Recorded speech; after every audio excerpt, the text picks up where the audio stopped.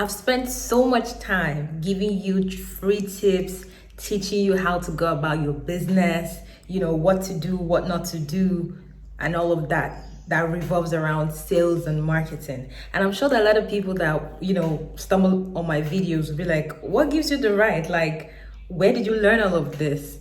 I mean, you're so experienced. For those that, my tips have helped. So this is what I've decided to do, right? I'm going to rather be telling you some of my experiences since I started doing business, since I started working, all of those experiences. I call them the hands-on series. So this first part, I'm going to be telling you the air freshener story. In 2015, I got admission to go study abroad, but I didn't have a passport at the time. I told my parents and they were like, you need to finish school. And I'm like, no, I don't want to finish. So my dad is like, well, nobody's giving you money to go do your passport. And I'm like, the first thing I did was to, speak to someone who was doing an air freshener business. Now, first thing they did was tell me about the business. If you sell, you could make money off of selling because you could get commission for selling, and whatever you add on that, the original price is yours. So when my dad said no, all I did was go to the person that introduced me to the business. I told him, you know what, I could sell this for you. And he was like, okay, so you need to buy. I'm like, I don't have money to buy, but I can promise you that if you give me these products, right, I'm going to make sure that I sell them and remit your money to you. Deal? And he was like, how do I know that you will? I'm like, okay, so come know my father's house. I took them. They knew my father's house. My dad didn't even know what I was doing. He was busy vouching for me. I was like, she's not going to run away. She's a business person. She can't do the business. So they give me some air fresheners. The first thing I did was to go around walking. Now, mind you, I was hawking these products. Yeah, I was hawking these products. I would go around, sell them. So I remitted the first money for the set of goods I was given, and I was able to raise, first of all, my transportation. At the time, in my state, they were not doing new passports. Like for first time, it was basically renewal and all of that. So I had to come all the way to Abuja and took my passport. So I did not have transport. Mind you, my dad said nobody was going to give me money. So I remitted the money and they were excited because I remitted the money real fast. Listen, once there's a hunger, right? There's nothing you can't do. So my hunger, my drive was I needed to get my passport in order to go study abroad. Nothing else mattered. So whatever I was going to do to get my passport was what I was focused on doing. So I asked the business person who gave me the air freshener, I'm like, so I need more products. And he was like, yeah, sure. How much do you need? Now, the first time I collected one carton, like it was cartons of, I think it was, if I could remember very well, maybe 24 in a carton. So I took one carton and I remitted the money in less than a week. And so he was like, how many cartons do you need? I'm like, you know what? I need the whole bunch. And he was like, what? I'm like, yes. So the entire dozen, yes, was about 12 cartons, right, in it. And he was like, are you sure? I'm like, yes. And he was like, you will remit my money? I was like, yes, I will. He gave me in trust. Now, mind you, I had raised my transportation, right? So what I was trying to raise right now was money for my passport. So I immediately went to work. What was I doing? I was hawking this air fresheners. Mind you, I was in school. So I would go to school for my lectures. And then in school, my lecturers, my course mates, and mind you, this product was just 250 naira. Like the air freshener. So I was selling for 500, making extra 250. So when you calculate 24 times 250, I mean, I was making money at the time. So I came to Abuja. Every time I go out, I would take a pack with me. I eventually got into immigration office and they told me how much. And I said, can I pay like instrumentally? And they looked at me and they were laughing like, you can. Because, okay, so when you do your data, then you do your capture, so you have to be paying this amount. And you know what? At the time, that entire process, I think it was just 14,000 naira. I didn't have it, but I knew that I was going to sell and do that passport. So they said yes, I could. So I gave them the first installment I had. Little did I know that I didn't have so much like air fresheners left. I had sold them already. So I gave them all I had on me and I didn't have transport to go home.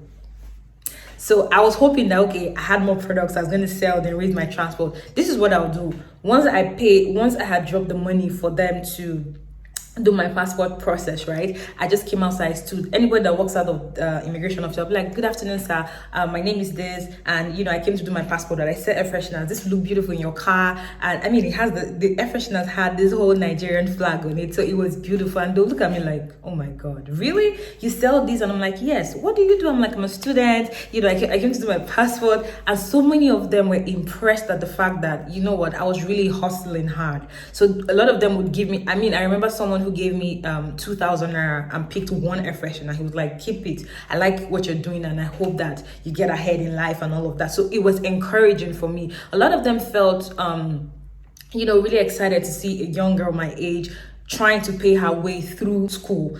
And don't wait for everything before you start.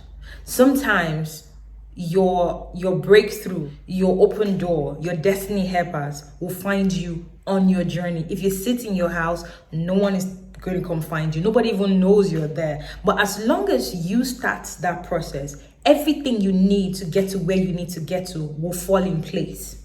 So let me come back to the story. So I didn't have transport to go home, and I came out. I had just 2 pieces left. When I opened it, I was shocked, like, oh my god, I don't have any more to, you know, sell. Immigration office was in Gwagwalada, and my uncle was in Wuse too. So I had to get to my uncle so that together we would go home. I didn't have transport. I had 2 air fresheners left, and coincidentally, when I sold them, you know, the people didn't give me extra money. I just had 500 naira. So I had to leave Gwagwalada to get to Wuse too, and I needed roughly about 1,500 naira to get to my destination. Mind you, I didn't eat all day. I was on the hustle P that I wasn't paying attention to food. Yes. So this is what I did. The money I had on me, which was 500 naira, I started to trek. I told myself, if I can walk for a distance, you know, to a place where I could get along vehicles very cheap, that's all that matters. So I started to walk. I kept walking, and in my heart I was like, God, Lord, I need you to come through for me right now, because I was out of options. I mean, at first I had air freshener to sell. Now I don't have air freshener. I was trekking and praying, and fortunately for me, someone drove past me. And when he drove past me, you know, the car was looking funny, and I was like, I don't care the kind of car it is. I'm going to just, as long as I can just, you know, get half of my journey. So the car drove past. He was like, where are you going to? I'm like, so I'm going to so place. And he was like, oh, that's really far. I'm not going there. I'm just going, you know, real close. Would you mind? I was like, no, sir, I'm glad. Thank you. So I got into the car, and I'm like, your car is missing something. And he was like, what's my car missing? I'm like, an air freshener. I don't have anymore, but that's what I do. I said, he was like, you came all the way to sell air fresheners? I was like, no, I came to do my passport, but I need to sell the air fresheners to be able to raise money. And the man looked at me and was like, you're joking? I was like, no, sir, I'm absolutely serious. So the man was like, wait, how old are you? I told him, and he was like, I'm really impressed. I'm like, thank you, sir. He was like, okay, so I'm going to drop. So how are you going home? I was like, honestly, I don't know. I'm just going to, the man smiled at me. And so he took out 5,000 naira, paid a taxi to take me to my uncle's place. And then he gave me 2,000. I was like, take care of yourself. And then he gave me his card. When you get to your uncle, make sure you call me. I was like, thank you so much, sir. And then he drove off. And I told the taxi man, Oga, shall give me my money? I'm not using taxi.